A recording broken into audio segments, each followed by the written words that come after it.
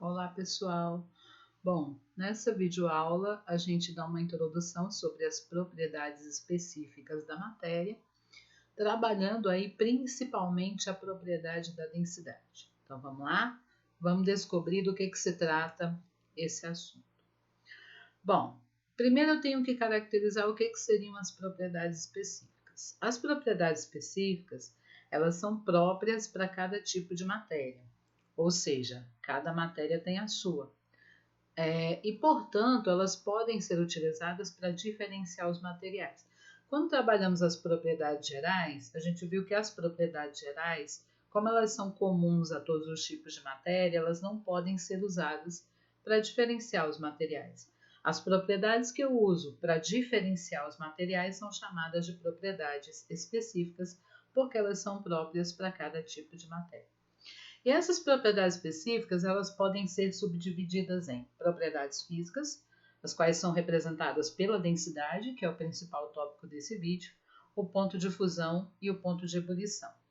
As químicas, que incluem as transformações ou fenômenos químicos, no qual a matéria vai sofrer alterações significativas, originando outras substâncias. E nós temos também as propriedades específicas organolépticas, que são aquelas que nós podemos perceber com a ajuda dos nossos sentidos, como a cor, odor, a textura, fazem parte aí das propriedades organolépticas. Tá? Então, essas são as características gerais das propriedades específicas da matéria. Começando a trabalhar uma propriedade específica chamada de densidade, que é uma propriedade física da matéria. A densidade corresponde à relação entre massa e volume dos materiais. A gente viu que massa e volume são duas propriedades gerais da matéria.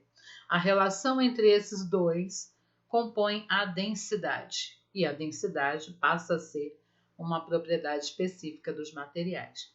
É geralmente medida em gramas por centímetro cúbico, ou seja, relaciona a grama, que é a medida de massa, e o centímetro cúbico, que é a medida de volume, não é isso?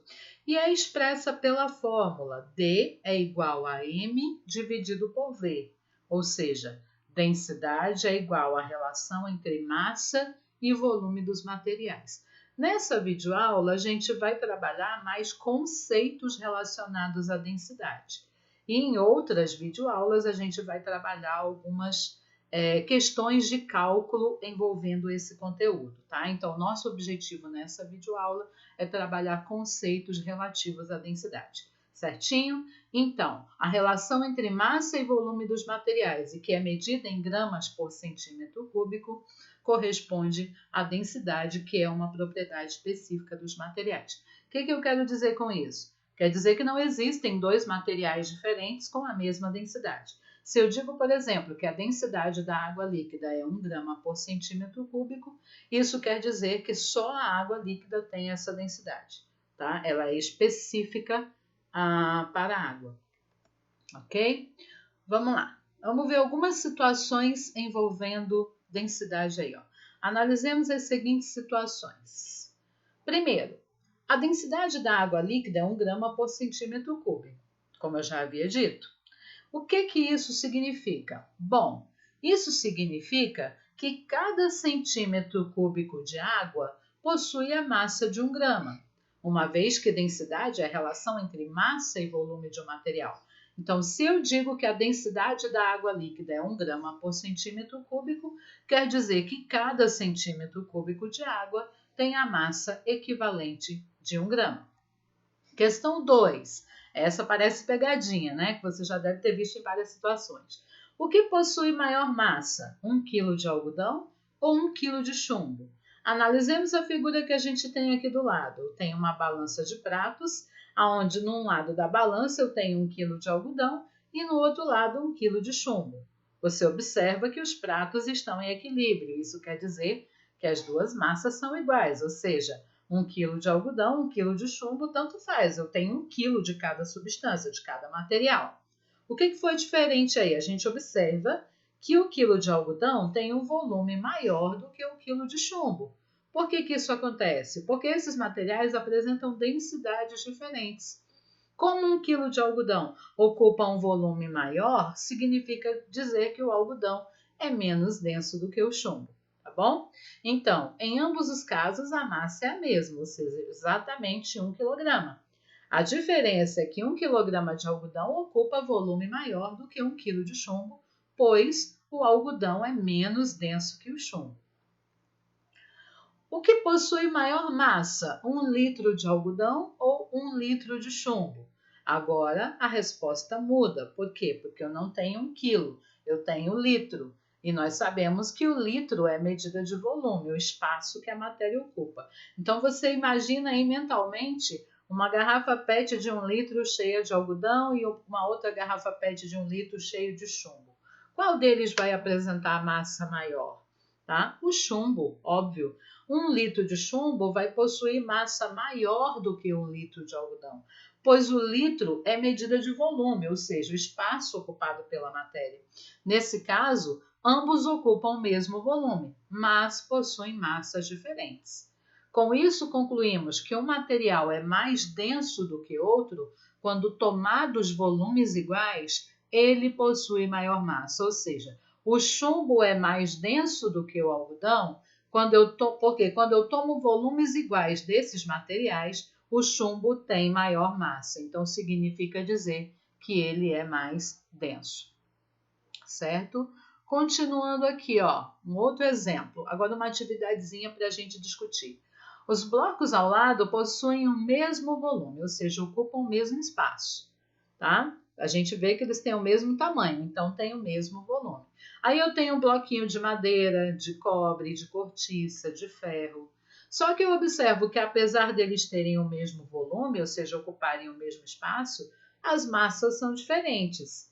A madeira, o bloquinho de madeira tem a massa de 0,6 gramas, o de cobre 9 gramas, cortiça 0,2 gramas e o ferro 7,8 gramas. São 4 materiais diferentes que estão postos aí no mesmo volume, ou seja, estão ocupando o mesmo espaço, só que apresentam massas diferenciadas.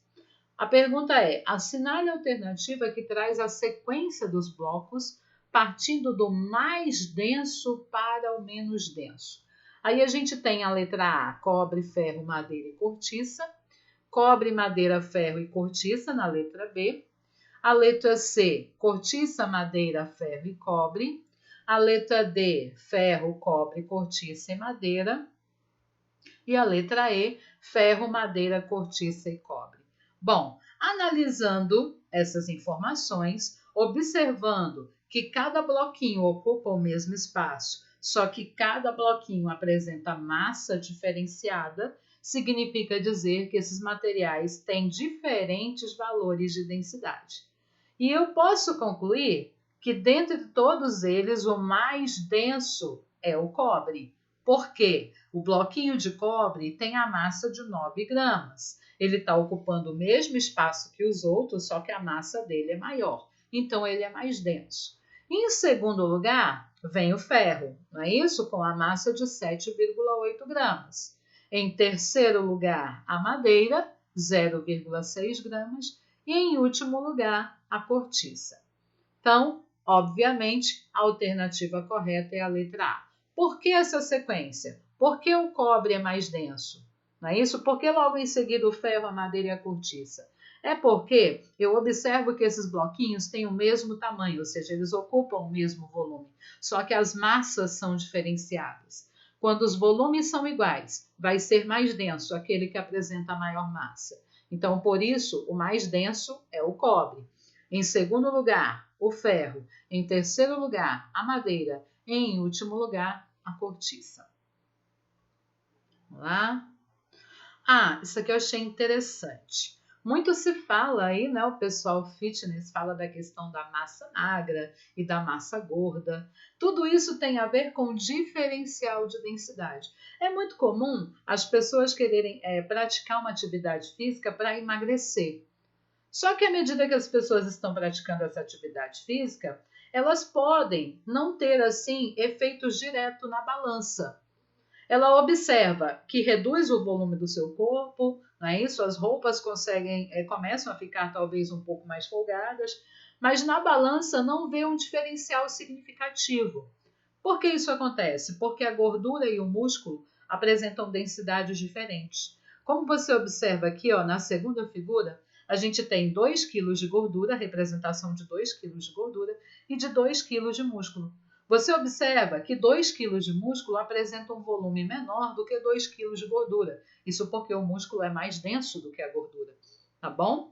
O que acontece quando a gente está lá na academia? Você está tentando emagrecer, só que não vê muita diferença na balança. É porque a sua massa gorda, né, que é a gordura, está sendo substituída pela massa magra, que é a musculatura. Não é? Você observa que você está reduzindo o volume do seu corpo em alguns pontos, mas na balança não apresenta um diferencial significativo da massa. É porque está ocorrendo a troca aí da massa gorda pela massa magra, cujo volume é menor, mas a diferença de peso não é muito compatível. Então, aqui ó, no primeiro quadrinho que eu coloquei, entre duas pessoas que possuem o mesmo peso, aquele que tem mais músculos que gordura é o mais saudável. A gordura, ela ocupa mais espaço que os músculos no nosso corpo, porque ela tem menor densidade. Exercitar os músculos pode ocasionar em perda de medidas, né? Eu vou perder medidas, porque vai reduzir o volume do meu corpo, mesmo com a manutenção do peso.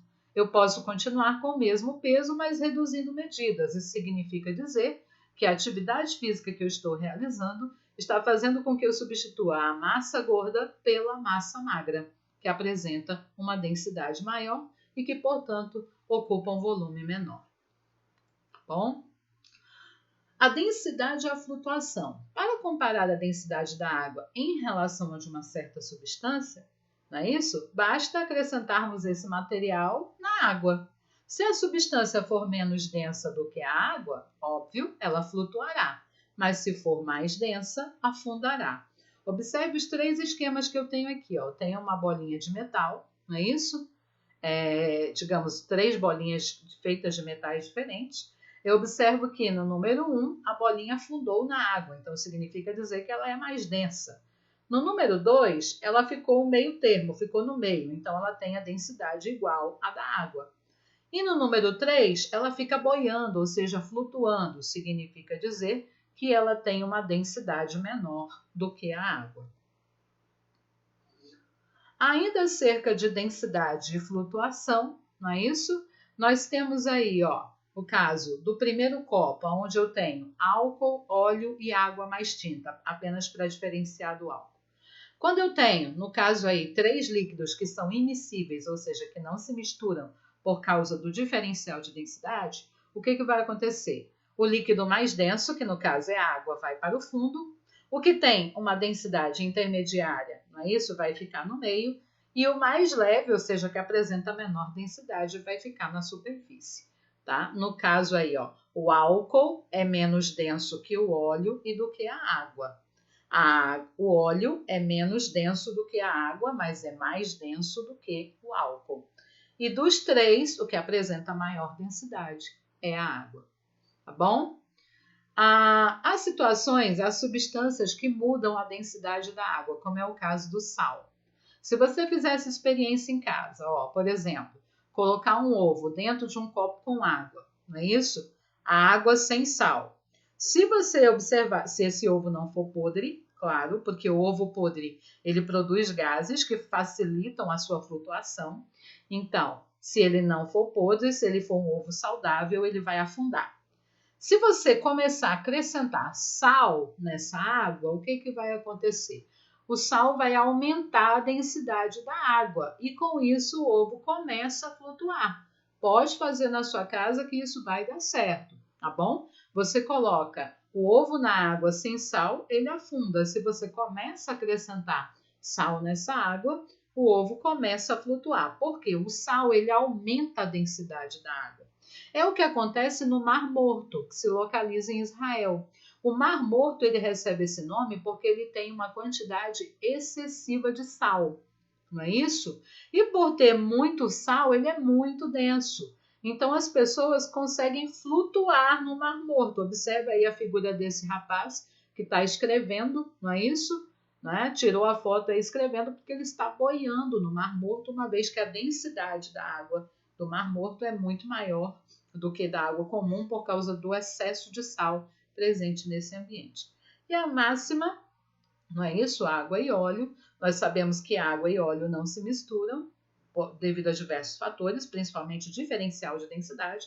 A água é mais densa, ela fica no fundo, e o óleo é menos denso, ele boia sobre a água. Certo? Gente, então era isso que eu tinha para trazer para vocês acerca de alguns conceitos relacionados à densidade.